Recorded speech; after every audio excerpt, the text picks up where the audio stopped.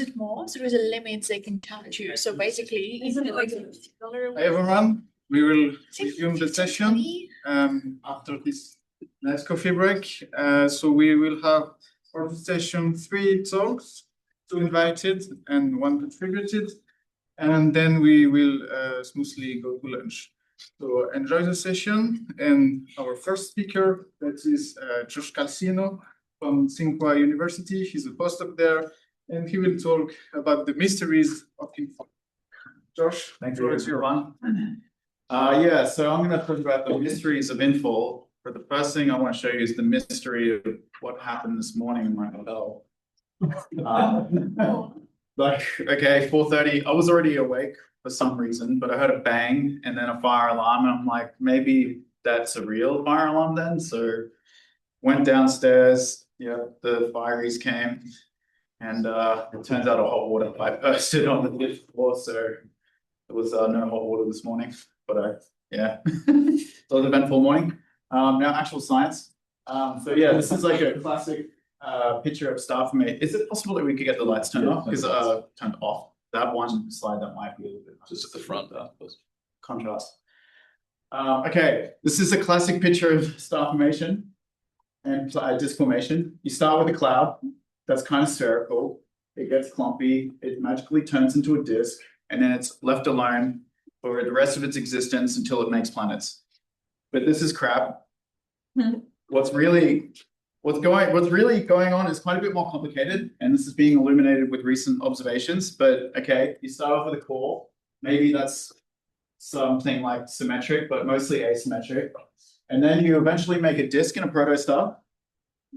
And then you have these asymmetric inflows of material coming from an envelope surrounding this disk. And then this period lasts for less than 1 million years.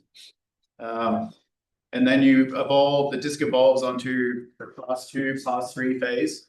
And even in this later period where we think planets have already formed, there's still interaction with the environment that may be occurring. And then eventually somehow the disk disappears and you're left with planets. So what do we see observationally? This is a picture of the Taurus star-forming region. This is 100 micron thermal or continuum emission. So you're basically looking at where all the dust grains are. Then overplotted, the points here are a bunch of like really well-studied protoplanetary disks. And then these little snippets here are like zoom-ins from the sphere, from sphere on the VLT. So you're just looking at the scattered light. And in this nearly complete sample of disks in Taurus, 30% of these disks show some ambient signal surrounding them. So there's some fluff of material that's not clearly part of the disk, but is also kind of close to the disk. If we just do like a quick kind of like order of magnitude timescale estimate for any of these materials, their freefall timescale onto the disk is about 10 to the 4 years, but the disk lifetime is about 10 to the 6 years. So the fact that you see just quite short-lived transient stuff around the disks in so many of them definitely implies that this is not uncommon, right? This must be continuously happening through the disk lifetime. So now we'll look a little bit more detail at some observations of class 0, class 1 disks, which we think are still embedded. So this is looking at 13CO, and you see this emission of 13CO that is, if you trace the kinematics, it looks like it's free falling and hitting this disk right here. There's also this other system. You see there's something, this little blob here is the millimeter emission, and then there's just all this mess all around it. And then HL Tau, another very famous disk that people have claimed that maybe there's planets forming in this system. But again, there's also this infalling material that's hitting the disk. So for these like young objects, this was like kind of obvious. If you just go back and look at like old star formation simulations, like you don't just immediately form a star in a disk. There's like infall material that happens for some time after that formation. So it's not really like that surprising that we see this mess. But if you go towards the more evolved systems where we start to think that, okay, maybe these are about the stars themselves are a few million years old, 4 or 5 million years old. whatever the age means, because the age estimates are also very uncertain. But this is a zoom in of, well, it's a very wide field. Okay, yeah, 93,000 kilo AU scale. And we're looking at the thermal emission of the dust. Zooming on this clump here, there's 2 stars here, SU, AUR, ABU, Aurigate. And then both of these disks, if we zoom in on the disk scale, are clearly interacting with their environment. They've got these crazy spiral structures, misaligned disk. And this is like, this was not obvious, maybe not so long ago. Okay, so now clearly if we go from a star that's like a young class 0, class 1 star to something that's more evolved, perhaps the mechanism of this infall is different. So why does the mechanism of infall matter? Well, if you're a young disk and you're already quite massive, and then you've got a massive envelope around you and you keep accreting from that envelope, that can sustain something called the gravitational instability in the disk. So this was some work done by Cristiano Lombarini.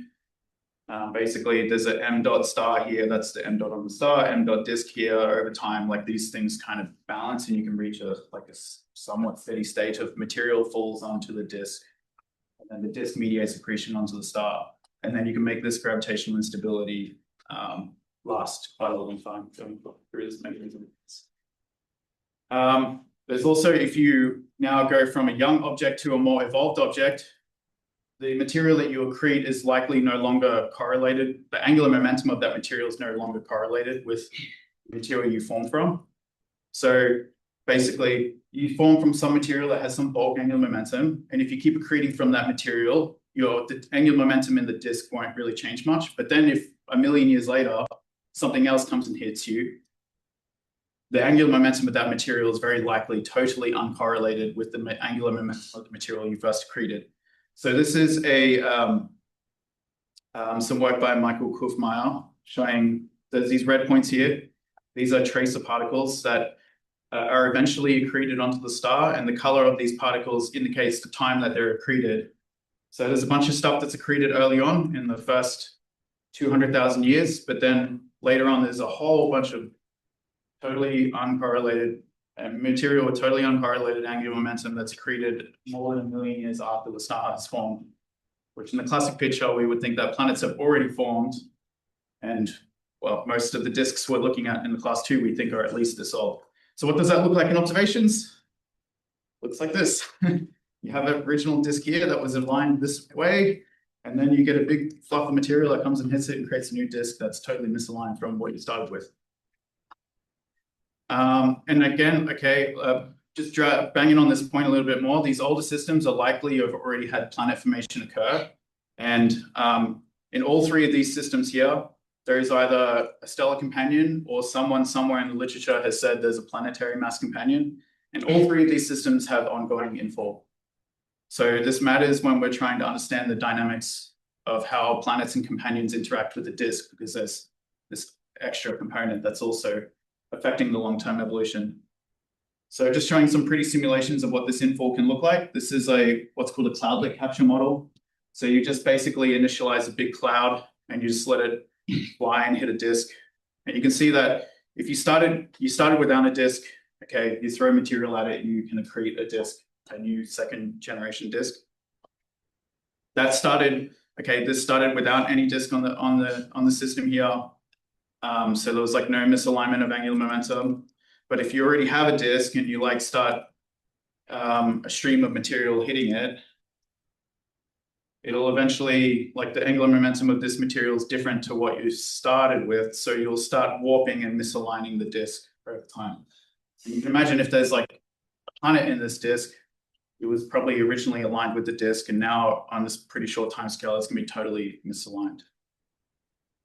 Okay, so again, just infall can coexist with these other phenomena. So it can coexist with there being planets in the disk. And it can also coexist with the gravitational instability. So again, this system here, LIS 227, is thought to maybe be gravitationally unstable. But again, this is also another system where we see ongoing infall occurring as well. So in the light of this like total mess where we have infalling material we have planets, and maybe we have planets, but we have a bunch of hypotheses of what's causing structures in these disks.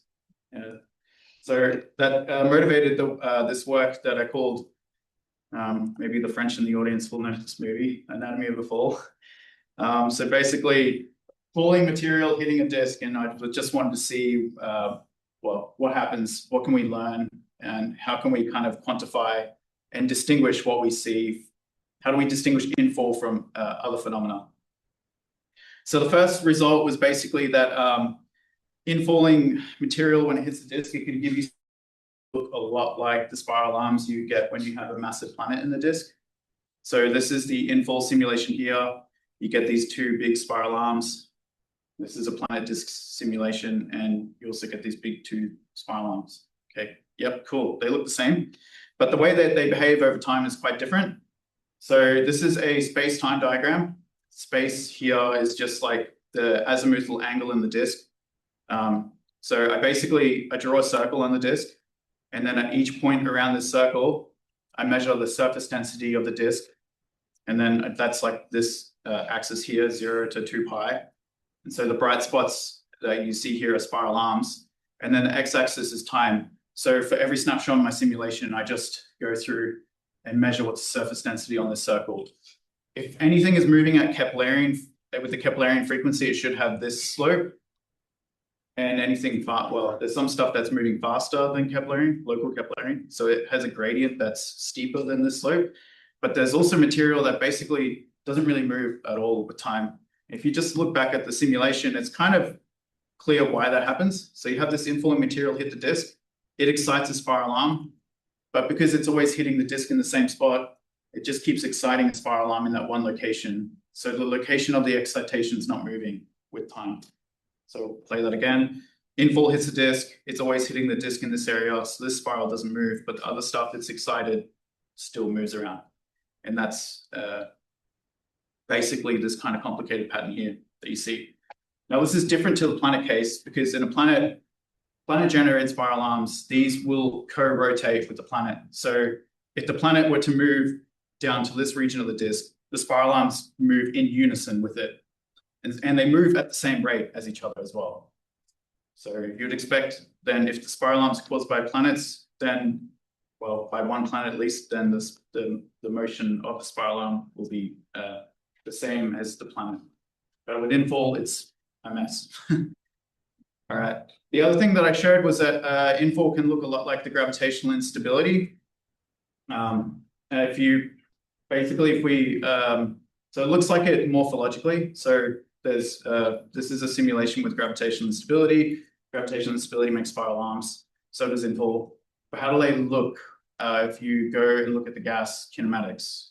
So in self-gravity, basically, regions along the spiral arm, they have high density, and because they're self-gravitating, they're trying to pull material around them towards the inside of the spiral arm. And so if you were to look at the velocity field of the disk, what you would see, if this is a spiral arm generated by self-gravity, you would see that there's a motion of material surrounding the spiral that's trying to fall into it, right? Because the spiral arm has higher density, has higher self-gravity than the material surrounding it. If you then project this onto the sky, and because on the sky we measure a Doppler shift, we measure Doppler shifts. We don't measure things tangential to the line of sight with a Doppler shift. We measure velocities along the line of sight. You get this kind of velocity pattern where you would see these radial velocities converging towards the center of the spiral arm on these two axes of the disk, but then along this axis of the disk here, you won't really see any velocity pattern because they're all moving tangential to your line of sight, so you won't measure the Doppler shift. This signature was seen in the disk AB Righe here. This is what the velocity residuals of this system look like. We see this kind of converging velocity pattern in here. But this system is also known to have infall. So if I just throw material on this disk, on a simulated disk of AB Righe, what we get out basically looks exactly like what we observe. And my simulations don't have any self-gravity in them at all. But we do get this radially converging velocity pattern as well. Now, AB Righe has been a study for quite a long time. This is one of the first disks that were like kind of resolved, and we found spiral arms in the system. So there's been a lot of like hypotheses of there being companions in the system. And it also has this big, great cavity in the center. So this is the millimeter dust emission. And there's been kind of different claims in the literature of what kind of companion could be inside this cavity. So there's this work by Blakely et al. Where they used Gaia astrometry to basically look at how much the star's wobbling around. And this massive companion, the companion will tug on the star and you'll see the wobble from that massive companion. And they actually constrain there to be maybe a 100 Jupiter mass-ish planet, or stellar companion at that mass, somewhere in this like shaded region here. And then there's other people claiming in this paper Macquarie where they see this like kind of bright spot in the disk where they also think maybe that's a planetary mass object, but it's in a totally different location to what this paper claims. So back in 2019, some work led by Pedro Poblete and I, we basically were like looking at the spiral structure in AB Righe.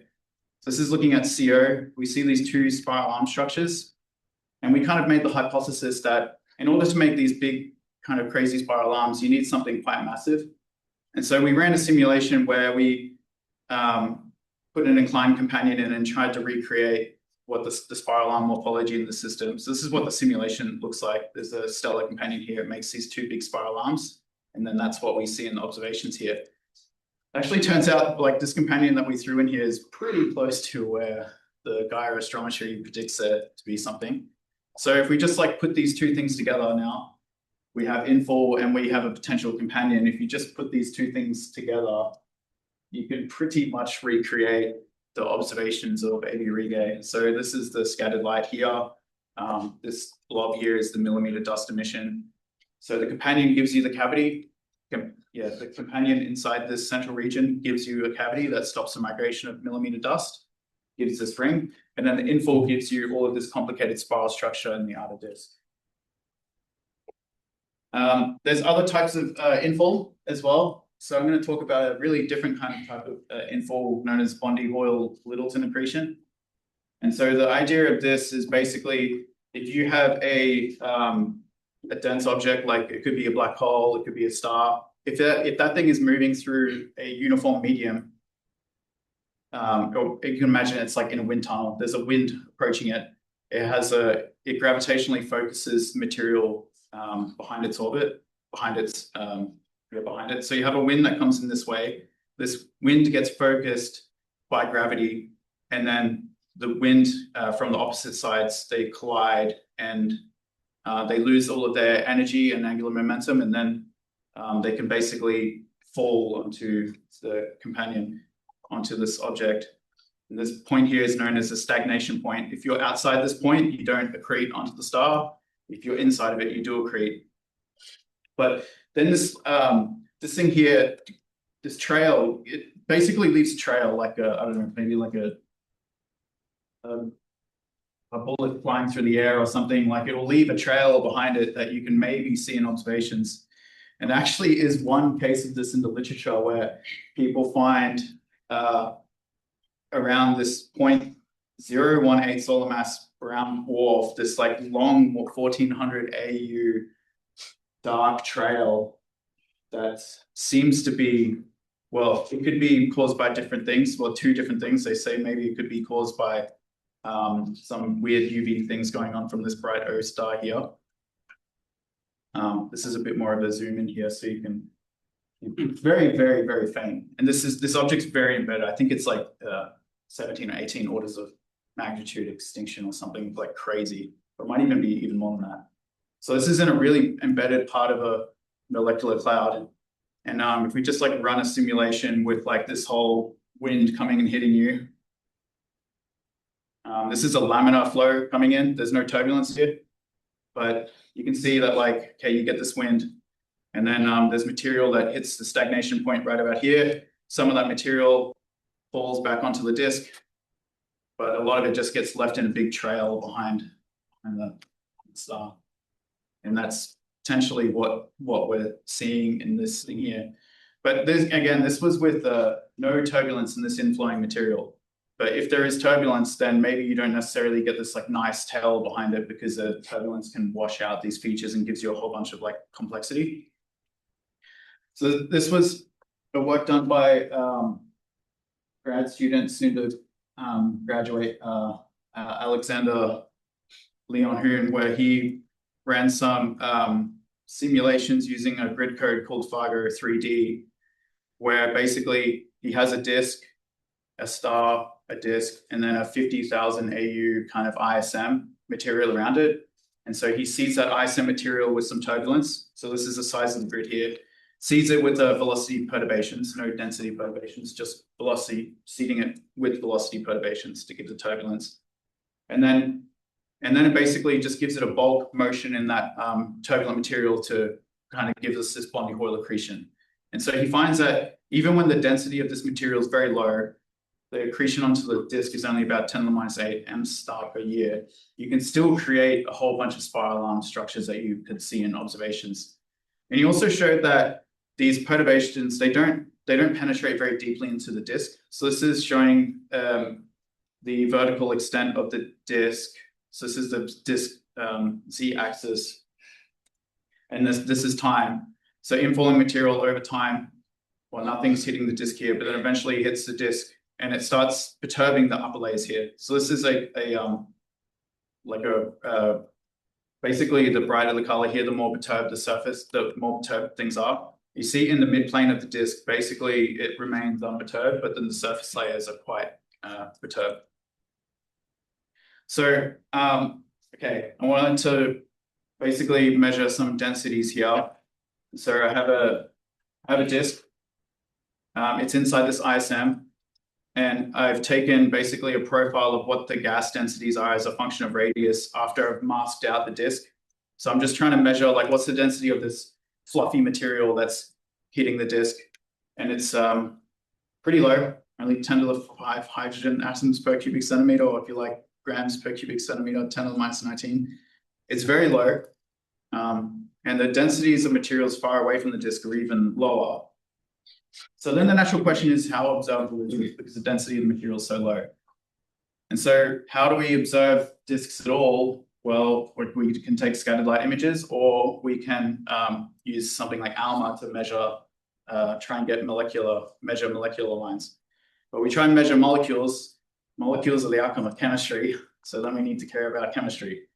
So I figured, okay, there's like it's pretty ISM-like densities that we're seeing here. I can use a chemistry code that would give you that can predict the abundances, chemical abundances in the ISM. Okay, this is about the chemistry code, but I assume I don't really have time to go over the chemistry code, but I'm building a toy model here first. So the toy model is we have a star. There's the cloud of material that's going to infall onto it. And this star is emitting UV photons that are hitting the surface of this cloud. And then there's also some background UV field as well that's illuminating this cloud. But because I want to do this in 1D first as a toy model, and as the cloud falls in, the UV strength increases with time. But because I want to do this as a 1D slab, a 1D model, we basically have to imagine like I have a slab of gas and it's being illuminated by UV photons on one side of that slab, and those UV photons have to travel through the slab. As they travel through the slab, they'll get scattered or attenuated, and the further you are in the slab, the lower the UV strength is. So the slab is fixed, but with time, the UV field increases because we're imagining it's falling onto the star.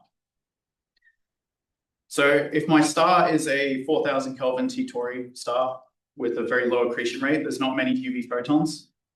So this is this slab evolving with time.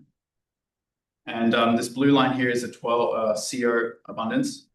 If this CO abundance is above about 10 to the minus 7, it's detectable in observations, maybe 10 to the minus 6.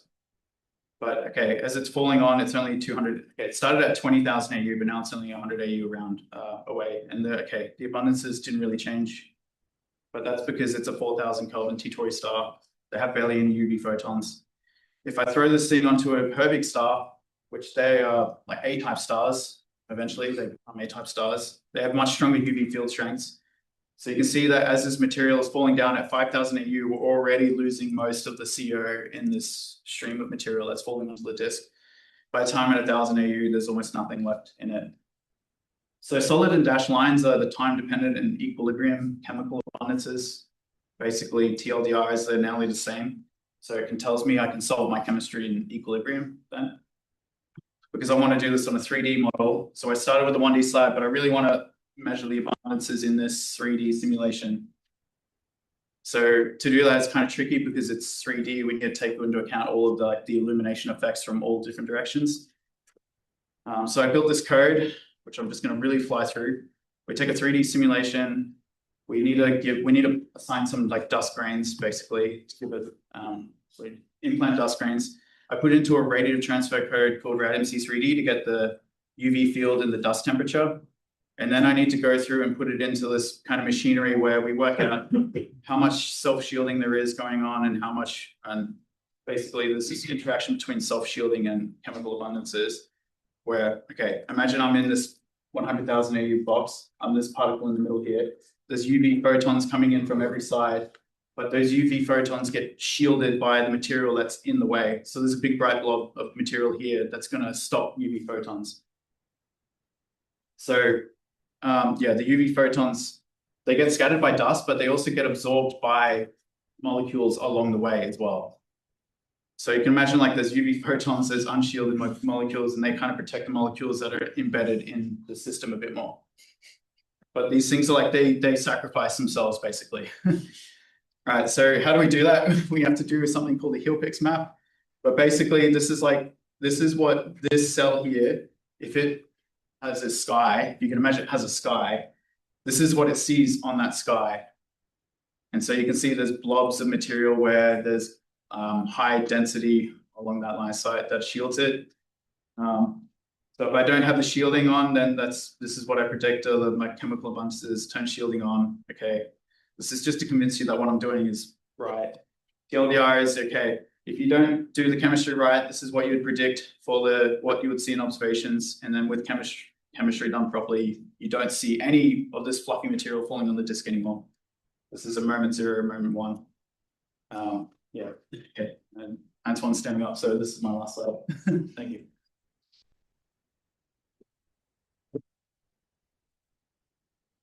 All right, do you have questions for Josh? I have a question about the spiral arms. So you're talking about spiral arms from planets, spiral arms from infall, and spiral arms from gravitational stability, and like how they evolve with the disk over time. Yeah. But surely all of those different spiral features have different pitch angle. Can you not work out which one is which by just looking at the pitch angle? I think that's a good approach as well, actually. Yes. So in general, like the pitch angle will get.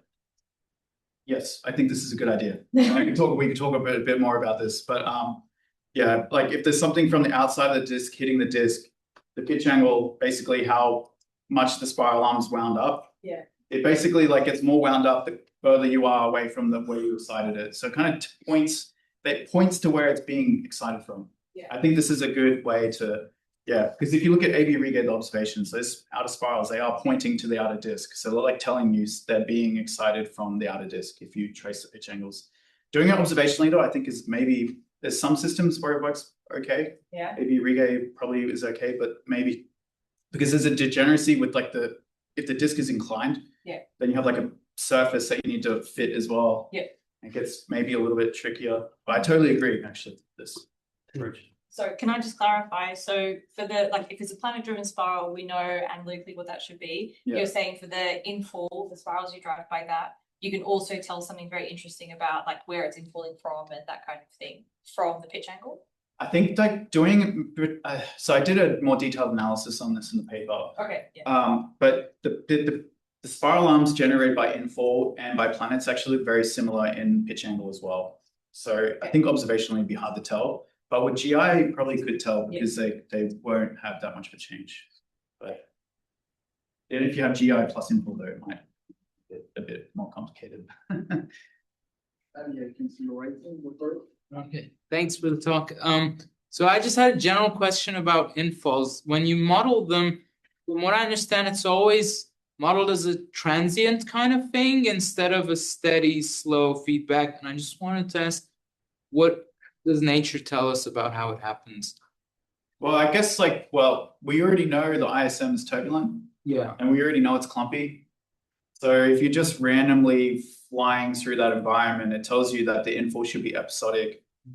About exact statistical timescales and infall rates and everything like that, well, there's not a good grasp on that yet, I think. So, I mean, but also just purely from observations as well. Basically, the younger the object, the more likely you are to see infalling material. But again, even from the observations, we don't have a big enough sample to actually say anything quantitatively on a population level about how common it is, essentially. So when we get scattered light observations, we can see it's there, but there's some ambiguity in how the material is falling onto the disk then. And we can't measure the masses basically as well. We're just like seeing a scattered blob, scattered surface. It could be a lot of material in that blob, or it could just be some really diffuse material. So we don't know how much material is falling on when we just have scattered light. To do that, we need the molecules and use the molecular abundances to estimate mass. So it's a kind of a mess as well. And then when you throw chemistry into it, it gets even messier, as I showed. Thank you. I'm sorry for the remaining questions. We'll have to catch Josh later. Thank you, Josh.